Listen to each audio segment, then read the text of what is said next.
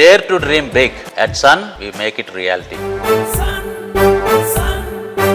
తెలుగుదేశం జాతీయ ప్రధాన కార్యదర్శి మంత్రి నారా లోకేష్ ఇంతింతై వటుడింతై అన్నట్లుగా రాజకీయంగా ఎదుగుతున్న తీరు ప్రత్యర్థి పార్టీలకు వణుకు పుట్టిస్తుంటే జనసామాన్యం ఆనందాశ్చర్యాలకు గురవుతున్నారు. పార్టీ సీనియర్ నాయకులు, మంత్రులు, ఎమ్మెల్యేలు, పార్టీ శ్రేణులు లోకేష్ నాయకత్వంపై పూర్తి విశ్వాసాన్ని వ్యక్తం చేస్తున్నారు. అలాగే లోకేష్ మాట తీరు ప్రజల్లో మమేకమవుతున్న విధానంతో ప్రజానేతగా దాదాపు అందరూ అంగీకరిస్తున్నారు. ఇటు పార్టీలో ప్రజల్లో అభిమానం పెంచుకోవడమే కాదు, అటు హస్తినాలో కూడా రాష్ట్ర ప్రయోజనాల సాధన కోసం చేస్తున్న పర్యటనలతో జాతీయ స్థాయిలో లోకేష్ గుర్తింపు పొందుతున్నారు. సమర్థ నాయకుడిగా అందరి ఆమోదం, అంగీకారం పొందారు. అయితే నారా లోకేష్ నాయకత్వానికి ఈ ఆమోదం, ఈ అంగీకారం అంత తేలిగ్గా రాలేదు. అసలు నారా లోకేష్ రాజకీయాల్లో తొలి అడుగులు పడకముందే ఆయన నడకను ఆపేయాలని చూశారు. రాజకీయాల్లో ఓనమాలు దిద్దడానికి ముందే ఆయన ఎదుగుదలను అణచివేయాలి అన్న ప్రయత్నాలు జరిగాయి. పొలిటికల్ గా నారా లోకేష్ తొలి పలుకులు కూడా బయటకు రాకూడదు అన్న ప్రయత్నాలు జరిగాయి. పప్పు అన్నారు, బాడీ షేమింగ్ చేశారు, హేళన చేశారు,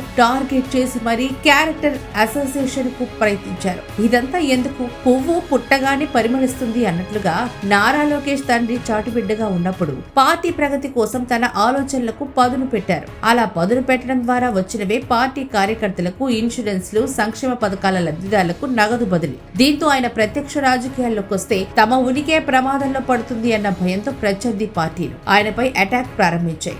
మానసికంగా ఆయన స్థైర్యాన్ని దెబ్బతీసి రాజకీయాలకు దూరం చేయాలని ప్రయత్నించాయి. ప్రణాళికాబద్ధంగా ఆయన క్యారెక్టర్ అసోసియేట్ చేయడానికి ప్రయత్నించాయి. అయితే లోకేష్ వెనకడుగు వేయలేదు. ప్రత్యర్థుల విమర్శలను, మాటల దాడులను, హేళనలను ఎదుర్కొంటూ ముందడుగేశారు. పార్టీ జాతీయ ప్రధాన కార్యదర్శిగా ఎదిగారు. ప్రత్యక్ష ఎన్నికల్లో తొలి ప్రయత్నంలోనే పరాజయం పాలైనా కుంగిపోలేదు. పడి లేచిన కిరటంలో ఎదిగారు. ప్రతికూలతలను ధీటుగా ఎదుర్కొని సంక్షోభాన్ని అవకాశంగా మలుచుకోవాలి అన్న తండ్రి మాటల స్ఫూర్తితో ముందుకు సాగారు. పట్టుదలతో తన్ను తాను మేకోవర్ చేసుకున్నారు. ప్రజానేతగా ఎదిగారు. తండ్రికి తగ్గ తనయుడే కాదు, తండ్రిని మించిన తనయుడు అన్న నమ్మకాన్ని, విశ్వాసాన్ని పార్టీ నేతలు, శ్రేణులతోనే కాదు జనంలో కలిగించారు. తాజాగా లోకేష్ తన హస్తినా పర్యటనలో కేంద్ర మంత్రులతో, ఎన్డీఏ మిత్రపక్షాల నేతలతో వరుస భేటీలు, రాష్ట్ర ప్రయోజనాల సాధన కోసం వారితో చర్చించిన తీరు, తర్వాత భవిష్యత్తులో ఎన్డీఏలో నారా లోకేష్ మరింత కీలకంగా మారుతారు అనడంలో సందేహం లేదన్న భావన